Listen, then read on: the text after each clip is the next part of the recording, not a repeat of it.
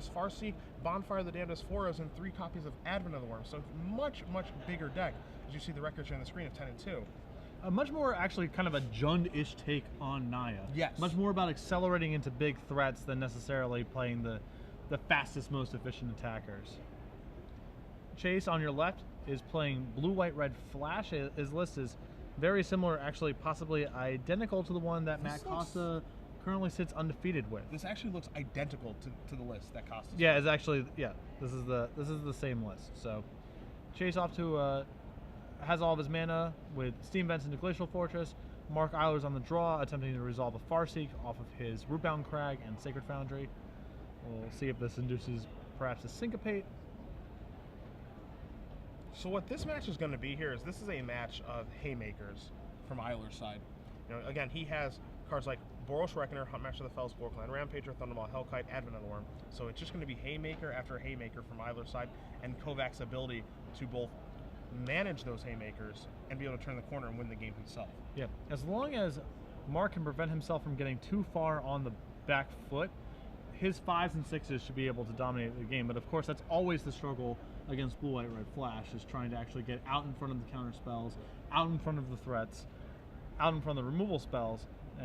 And if Eilers is able to do that, then he has a very good chance of winning. As long as he can keep Chase's board empty, keep his life total high, he should have enough time to deploy some very powerful threats. Now, Eilers here just cast a Boros Reckoner. That got syncopated as well, so it's 2 syncopates down. And again, Eilers is just going to unleash another haymaker here in the form of Gorkland Rampager. You saw Kovac miss his land drop. He drew a counterflux for the turn, and he's also staring at a War Leader's Helix. Chooses not to counterflux that with the answer in War Leader's Helix in his hand, but does not have a 4th land quite yet. So now Eilers is going to be able to at least get in 4 points of damage. You see him play a Sunpetal Grove, and it looks like we might be going for a little dragon action here now, too, and Thundermaw Hellkite. And that should be good enough to warrant a counterflux. I would agree with you. This is a good counterflux target. As Gorkland Rampager will come to the red zone, put Kovac down to 16. But remember, he does have that War Leader's Helix just looking for a 4th land. Drawing Sphinx's Revelation is not a way to take care of that. He does appear to have 2 copies of Pillar of Flame in his hand, if I'm saying that correctly. So that's an avenue to take care of that Rampager if he so chooses. The question, of course, is to use 1 card or to use 2? Yes.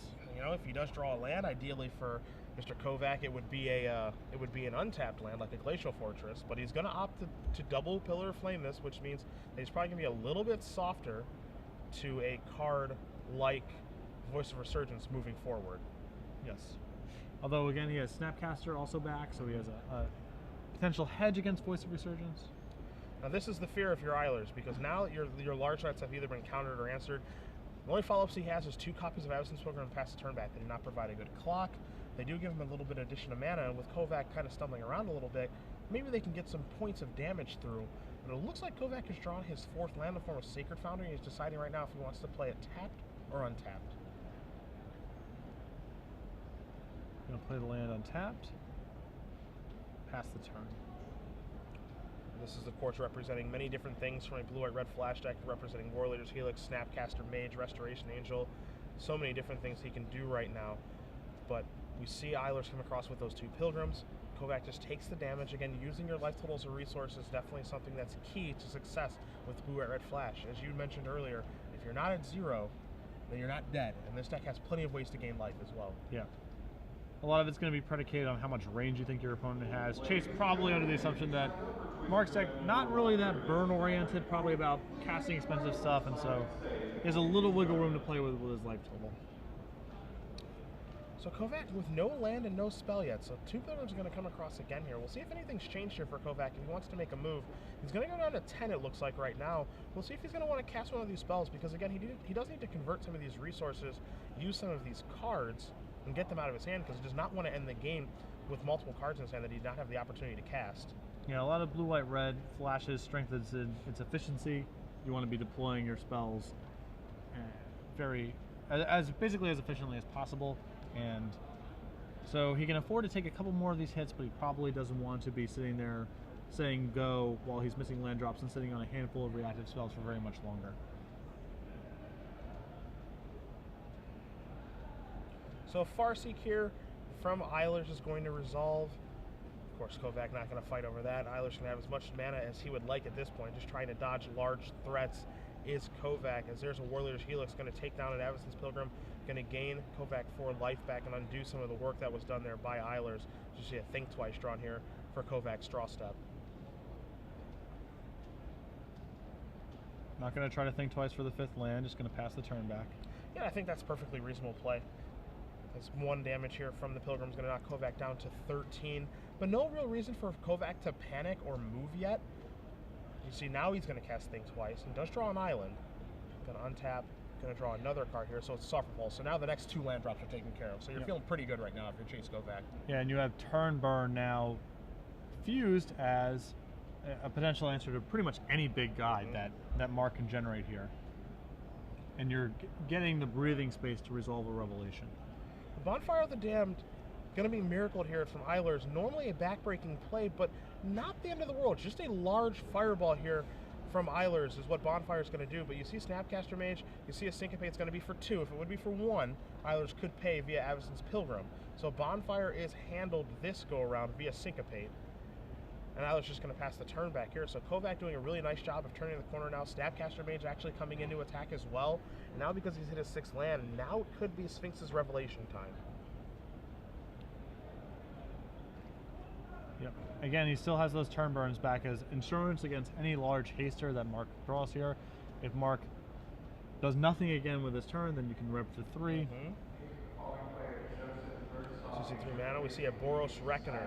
They put on a stack. That's going to resolve. And again, as you mentioned, Turn Burn going to be able to do a nice job of taking care of that card as well. Turn Burn actually just phenomenal against any large threats that people are trying to do. And this Naya deck is a little bit of a bigger Naya deck. Turn Burn lines up really well against this deck. Yeah, absolutely. I mean, you'd be happy to pay 5 mana for Terminate in a lot of spots against this sort of deck. It gives Blue White Red Flash a nice clean answer to Thragtusk, which it was kind of lacking before. And actually, both the individual modes of the spell are also reasonably efficient in various spots. So it's just a great addition to the deck. So here's a Gorkland Rampager from Eilers that is going to resolve, but Kovac is going to draw 4 and gain 4. And Revelation may be putting this game out of reach rather quickly, as he's going to quickly untap his cards, draw. Looks like he's drawn some lands, make sure he can hit his land drops, and another Revelation. So what we've oftentimes seen with Blue White Red is you have a little baby Revelation for 3, next one might be for 5 or 6, and then the one after that, there's no coming back from. Yep. The first one is often to undo your opponent's work and set up the second one. Yep. And Chase with a plethora of options. Again, Turn Burn still at the ready for anything. He's going to sit back and hang back on D for a turn. No real rush to act. You see an attack here from Eilers because he simply doesn't have a choice. Holding back's not going to do anything. He's just going to have to play his creatures whenever he draws them and just keep turning them sideways. Hopefully for Eilers, Kovac doesn't have something like a Supreme Verdict, Warriors Helix, really anything, kind of hoping that he misses Sphinx's Revelation. But if you're Eilers, you can't feel very confident in the situation that you're in right now. Your opponent has so much life, has so many lands in play, and so many cards in hand. It's definitely an uphill battle right now. Yep. You see a Restoration Angel here, going to blink out Snapcaster Mage. You see Kovac going to be reaching for his graveyard. Might be time for another Warleader's Helix, and it looks like it is. So 4 more life and taking care of that large Gorkland Rampager on Eilers' end step. But Eilers is going to take the opportunity to resolve an Advent of the Worm while Kovac's shields are down. So now a 5/5 is in play. But again, Kovac probably has the necessary answers to be able to deal with that card at this point in time. Yeah, I mean, it's got Turn Burn, a huge Revelation, and fly over it. Not at its most threatening here. You can see that Kovac feels pretty confident where this game is going because he's attacking here with both Snapcaster Mage and a Restoration Angel. Snapcaster Mage turning sideways because of turn from Turn and Burn, being able to make that Advent Worm an 0-1 at a moment's notice. Eilers opting not to block, probably aware that that is a possible play. And thinking that I need to be able to do something with Advent Worm, but I'd rather be attacking with it than trying to block with it. Yep. I mean, Eilers is sort of rocking a hard place here. If Turn Burn is in the hand, then it's very challenging for him to win. Kessig Wolf Run, not one of Eilers' worst draws in the deck, but the damage might have already been done here. Yeah, I'm inclined to agree with you. Where Kessig Wolf Run, in a lot of situations, as we saw a little bit earlier with Reed Duke against Brad Nelson, a fantastic card to draw off the top of the deck when you have a ton of lands. But right now, it's difficult for Eilers to be able to make a move with it because he's committing his entire turn to putting all of his mana into it, and anything can go wrong in that situation. One thing we did see here this turn is that he played Kessig Wolfrun immediately, attacked with all of his creatures. Kovacs had no block, and we saw no pump from Eilers either, so just taking the damage and pushing himself down to 6 is a little bit surprising. Did you see a Sphinx's Revelation here for only 2? Yeah, that play from Eilers represents that he's sandbagging some sort of trick here. We know his hand is just lands, but Chase's attack on the previous turn so strongly represents turn burn that Eilers kind of has to play along with what's happening here. He has to assume the turn burn's in the hand, and the only way that he can get Chase to potentially mess up is by pumping the brakes, leaving all of his mana untap and saying, I have a trick here, so be careful about trying to move all in. But Mark just concedes to the helix to the face, and we go on to a second game. So Chase Kovac is going to be up a game here over Mark Eilers. Blood Red Flash up 1 over Naya Agros. We will take a look at the sideboards here. We'll go over Eilers first because he is going to be on the play for the second game. You see 3 copies of Unflinching Courage, 2 copies of Blasphemous Act, 2 Garruk Relentless, 1 Assemble the Legion, 1 Fog, 1 Ground Seal, and then 4 cards that look really great in this matchup. 2 Rurik Thar the Unbowed, and then 2 copies of Boros Charm. I think those 4 cards are very, very easy inclusions. You know, you can argue if Garruk Relentless should show up here. The same can be said for Assemble the Legion because it is a little bit slower, even though Eilers can accelerate to it. But I would assume that we're going to see Rurik Thar and Boros Charm here, both great spells to have in this matchup. Yeah, I think Assemble the Legion, the big question is how much do you think Chase is going to be leaning on Supreme Verdict in the games? Yeah. If you think that he's going to sideboard into more of a controlling build, then Assemble Legion can be great. If he's basically going to keep the tempo shell of the deck intact, then Assemble Legion likely too slow in the games. We've seen Chase again. It appears playing the same 75 as Matt Costa. We've gone over his sideboarding before. He has 3 copies of Thundermaw Hellkite available to him, 3 copies of Renounce the Guilds, 3 copies of Dispel, 2 of his static casters, Clone, a Supreme Verdict, a Pillar of Flame, and an Oblivion Ring. To me, the Clone, the Supreme Verdict, and the Oblivion Ring are no questions asked. Mark Eilers is playing fundamentally a creature deck. He has numerous excellent targets for Clone, and Oblivion Ring is a great answer to a lot of his threats, and another sweeper would be valuable as well.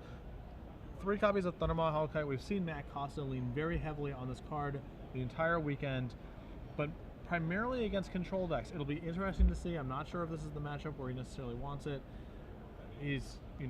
Mark Eilers' deck is not particularly good at locking up the ground. That's the spot where you traditionally want Thundermaw Hellkite, so I'm interested to see if this is a card that gets brought in basically in every post-board game to give the deck a little more power in matchups where you assume your opponent's going to be having a little more resistance against you, or if it's more explicitly of an anti-control card. He also has 3 copies of Renounce the Guilds.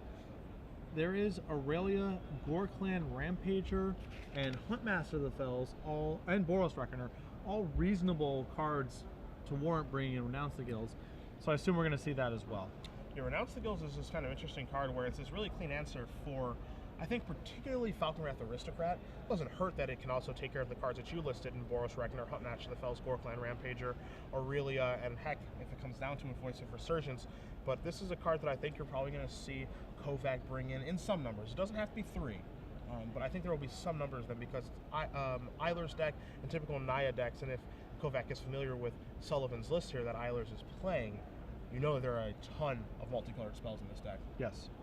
And any 2-mana removal spell, even if it's a little bit on the narrow side, in conjunction with Snapcaster Mage is very valuable. Just the efficiency that provides. There happens to be a ton of just awesome Renounce the Guild targets in Eilers' deck, most notably Aurelia, but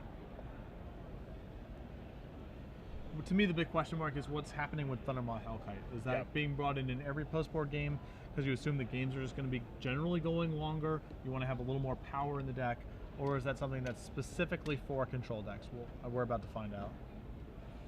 So Eilers is going to be on the play here for game number 2. If you are just joining us, Patrick Sullivan, Cedric Phillips here in the booth. StarCityGames.com is bringing you Grand Prix Miami. Join us on Twitter, please. We'd love to hear from you at SCG Live, #GP Miami, as we're watching 2 players here at 10-2. And this is more or less an elimination round for these guys. Yes. And, this is a top 8 contention match here between Chase Kovac and Mark Eilers to keep their dreams alive and hoisting potentially a Grand Prix trophy as a far seek here from Eilers again on turn 2 on the play. It's going to get him a stomping ground and let him generate a mana advantage here against Kovac. Yep, already 3 mana to 1 here, but Kovac in this matchup does have a lot of cheap ways to break serve between Renounce the Guilds and Syncopate, so getting out on that front foot is not necessarily going to mean that Eilers is going to have a huge advantage to leverage.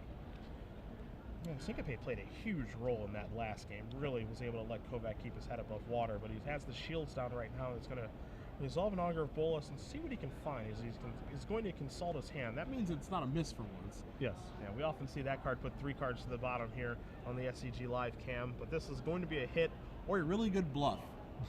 One of the two. I'm not quite sure what he's bluffing. Yeah, the value of the bluff is pretty hard to detect at this point. Yeah. And Sphinx of the Revelation is going to go to the grip here for Kovac. So let's see what kind of haymaker Eilers can throw this turn. As a Sacred Foundry, excuse me, is going to come to play on tap. Going to knock Eilers down to 18 to 3 mana. All right, so there's a Boros Reckoner and an Avacyn's Pilgrim. So 2 spells and going to pass the turn back. Yeah. So Eilers with a ton of mana, it's gonna be interesting to see next turn if he has any sort of follow-up. He risks kind of very similar to the first game, potentially flooding out a little bit here if he doesn't have some big follow-up. Yeah, it is super important for his spells, for his deck, excuse me, to just keep throwing haymakers. And if he is going to get flooded out, then there needs to be a Kessig Wolf run among those lands to mitigate that mana flood. Yep. And that pillar is actually a pretty good sign for Eilers. It's very unlikely that he'd be willing to pillar that Avacyn's Pilgrim if he had Supreme Verdict in hand, so Mark can probably reasonably assume that the coast is clear for his next play. Now this is interesting because here Eilers did have a 5th land and does have Thundermaw Hellkite in his hand and elected not to play one. Yeah, that is, for the reasons I just said, that is a little surprising to me. I think that pillar is a strong representation that there's no Supreme Verdict coming anytime in the near future, and that could have been a good spot to land it. And especially now that you know your opponent has access to, there's a Sphinx of the Revelation in hand from one of these Augurs, time is not on your side. Yeah. I would have erred on the side of probably being a little bit riskier. Yeah, I would have, like you're saying, no interest in playing a longer game. Yes, I do have some very good cards in my deck, but a longer game is always going to favor Kovac because Kovac cannot play the aggressive game. You can. So as far as role assessment is concerned, you knowing that, hey, I'm the beatdown, I have to be the aggressor in this matchup is very, very important.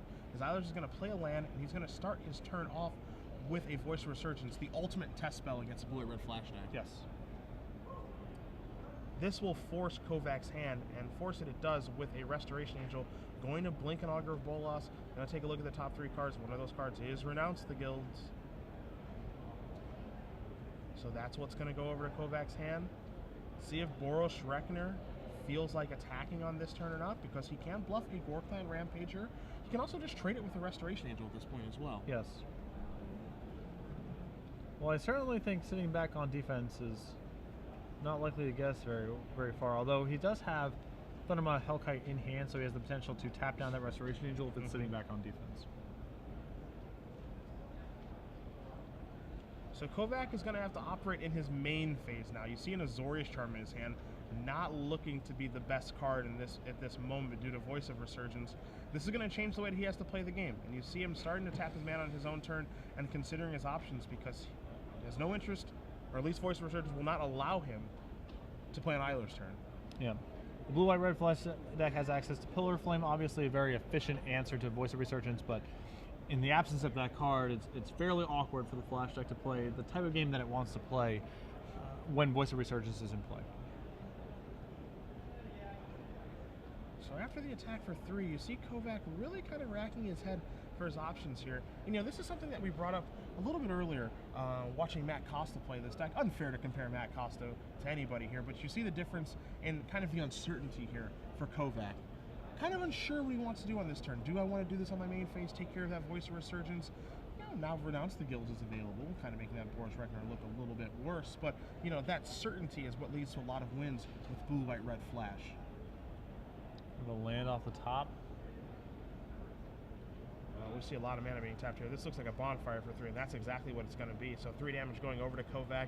Augur Bolas is clear out of the way, and now, of course, a thought maybe renounce the Gills, but it's going to be an Azorius Charm, putting that Boros Reckoner back on top. How do you feel about that play? Well, I mean, if he feels he has a big tempo edge here, then he might be just happy with Eilers effectively losing a turn, having to redraw Boros Reckoner.